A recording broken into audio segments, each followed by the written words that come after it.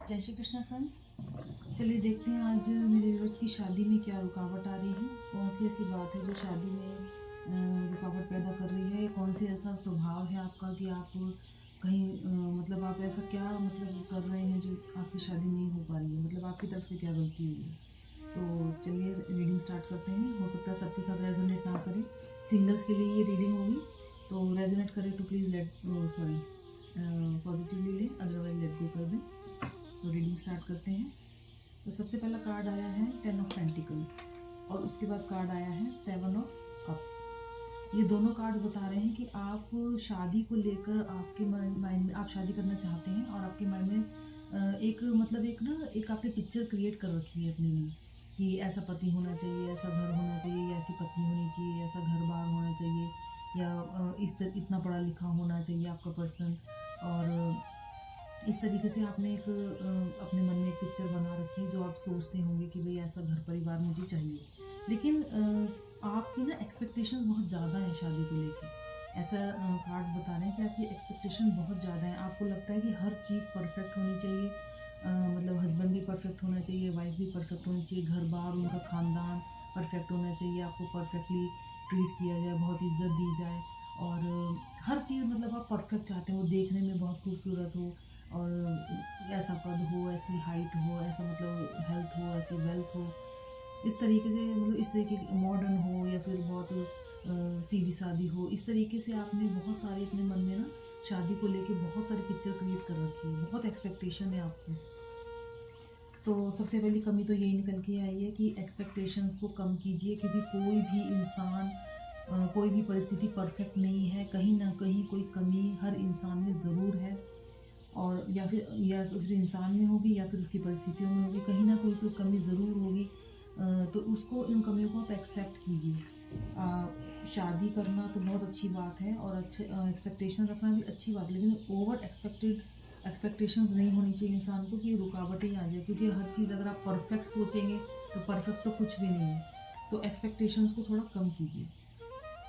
और इस मामले में आप ना थोड़े से अड़ियल बने हुए हैं, ऐसा दिखाई दे रहा है कि आपने बस सोच रखा है कि मुझे तो जो चाहिए मुझे वैसा ही चाहिए, मुझे कॉम्प्रोमाइज़ नहीं करना। इस तरीके से शायद आपने सोच रखा है कि आप कॉम्प्रोमाइज़ की उसमें नहीं हैं। कहीं से भी आप कॉम्प्रोमाइज़ नहीं करना चाहते किसी भी सिचुएशन में। तो ये एक और दूसरी एक कमी दिखाई दे रही है कि आप कॉम्प्रोमाइज़ नहीं करना चाहते हैं। थोड़े से सॉफ्ट बनिए, देखिए, सोचिए कि कहाँ पर आप कॉम्प्रोमाइज़ कर सकते हैं, क्योंकि कहीं न कहीं तो आपको कॉम्प्रोमाइज़ करना पड़ेगा। तो लुक्स में करना पड़ेगा, या फिर जॉब में करना पड़ेगा, या फिर फैमिली में करना पड़ेगा।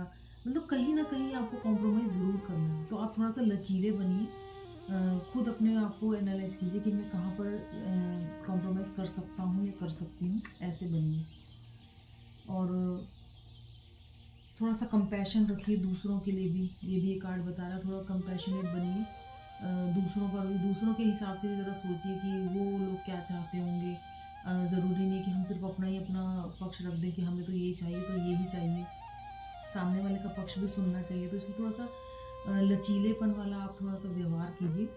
बिल्कुल स्टबर्न मत बनिए कि जो चाहिए वो तो मुझे चाहिए, और इससे नीचे मुझे कुछ चाहिए ही नहीं, इस तरीके का नेचर नहीं होना चाहिए। और कहीं न आपको शादी को लेके थोड़ा-सा कन्फ्यूज़न भी रहता है। हो सकता है कि आपके पास 2 चॉइस हों, जिनमें आप कन्फ्यूज़ रहते हो, आपको समझ में नहीं आता हो कि मुझे यहाँ जाना चाहिए या वहाँ जाना चाहिए। मेबी कोई रिलेशनशिप आपका साइड बाय साइड कोई चल रहा हो, ये भी हो सकता है कि आपको समझ नहीं आ रहा है कि मैं पेरेंट्स की मर्ज़ी से शादी करूँ या मैं अपनी मर्ज़ी से करूँ। इस तरीके से आप कन्फ्यूज़ शायद रहते होंगे, कन्फ्यूज़न है आपके मन में, दिखाई दे रहा है वो, कि माइंड में कुछ ना कुछ चलता रहता है। किसी और को लेके भी 2 रास्तों को लेके चलता रहता है कि मैं इस रास्ते जाऊँ या उस रास्ते जाऊँ, लव मैरिज करूँ या अरेंज मैरिज करूँ, क्या होगा, क्या नहीं होगा अगर मैंने अपनी पसंद से कर ली। तो इस तरीके के शायद आपको थोड़ा-सा डाउट भी रहता है।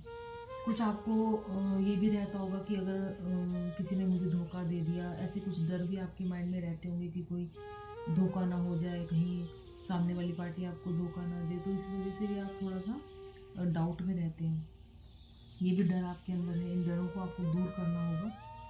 और पैसों को लेकर भी आप पैसों को लेके तो आप काफ़ी सोचते हैं, क्योंकि जहाँ जिस भी घर में आप जाएँगे या जिस भी से आप लेकर आएंगे अपनी लाइफ पार्टनर को, तो उस वहाँ पे पैसों की कमी नहीं होनी चाहिए। ये ऐसा कोई डर शायद आपको है कि पैसे की कमी की वजह से मतलब बाद में परिस्थितियाँ कहीं ख़राब ना हो जाए, या फिर ऐसी कोई आप जॉब चाहते हैं जो कि बिल्कुल परमानेंट हो, आपकी भी और आपके पार्टनर की भी, ताकि कल को हमें बुरी परिस्थितियों का सामना ना करना पड़े। इस तरीके की आपकी सोच है। ये कोई अच्छी बात है, ये कोई बुरी बात नहीं है, ऐसा सोचना चाहिए।